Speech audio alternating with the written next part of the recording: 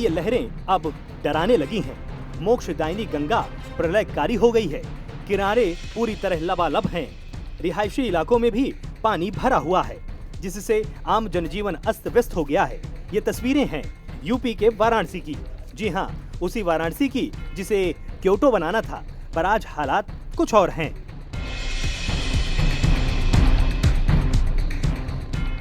वाराणसी की बात करें तो गंगा खतरे के निशान से ऊपर चल रही है और आसपास के इलाकों की स्थिति भयावह है और गांवों में पानी भर चुका है। इस इलाके में चलती नाव को देखकर भ्रम में न पड़िएगा, ये नदी नहीं, गांव है।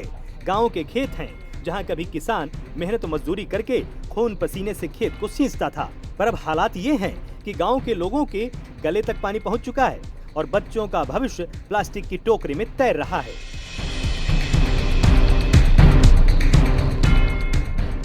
वाराणसी का रोहिनिया विधानसभा का रमला गांव, जो कि लंका क्षेत्र में आता है, यूं तो सब्जियों की पैदावार और खासकर सेम की सब्जी के लिए भारत ही नहीं विदेशों तक चर्चित है।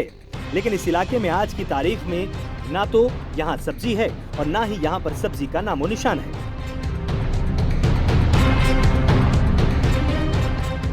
हालात इतने बुरे हैं कि बाढ़ ने उन खेतों को उजाड़ दिया है और जिन खेतों में सब्जियां उगती थीं, वहां नाव चल रही है और नाव के सहारे किसान खेतों में बची सब्जियों को बाजार में बेचने के लिए कड़ी मशक्कत करते हैं।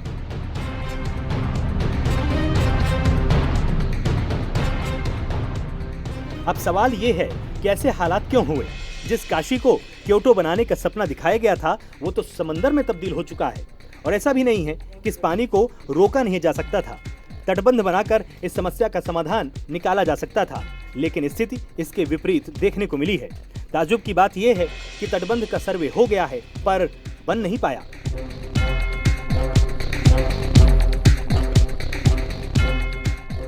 वहीं गांव वालों की तरफ से चेतावनी भी दी गई है कि अगर गांव में गंगा का पानी रोकने के लिए तटबंध नहीं बना तो आगामी चुनाव में मतदान का बहिष्कार करेंगे।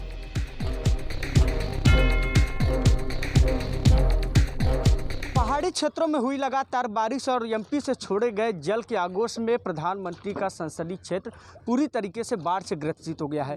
गंगा नदी और उसकी सहायक नदियां उफान पर हैं। इस समय हम प्रधानमंत्री को गोद लिए हुए गांव पहुंचे। आप देख सकते हैं तस्वीरों में किस तरीके से घर पूरी तरीके से डूब चुके हैं, वह जलमग्न हो चुका है। एक बार फिर हम तस्वीरों की तरफ रुख करना चाहेंगे। देख सकते हैं किस तरीके से यह प्रधानमंत्री का गोद लिया हुआ गाँव डोमरी है।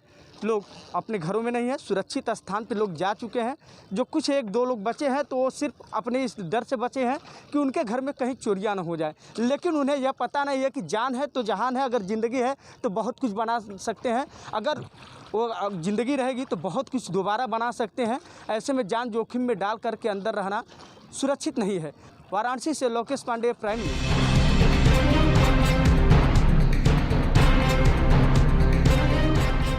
वाराणसी में हालात बेकाबू होते जा रहे हैं तो वहीं गंगा खतरे के निशान से लगभग 1 मीटर ऊपर बह रही है।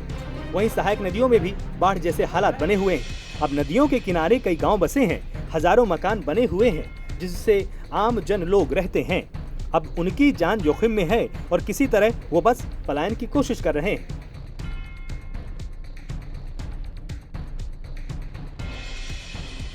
लेकिन मजदूरों का तबका भी है जो 2 वक्त की रोटी के लिए कड़ी मशक्कत करता है।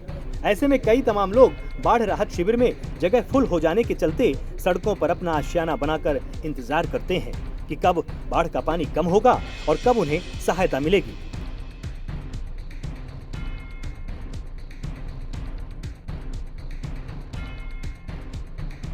कमाई का जरिया भी नहीं है, किसी तरह एक दूसरे से मांगकर गुजारा होता है। बच्चे भूख से तड़प रहे हैं, लोगों का दम नहीं निकला, बाकी सब कुछ हो चुका है। और ये है आज की तारीख में पीएम मोदी के वाराणसी की हालत।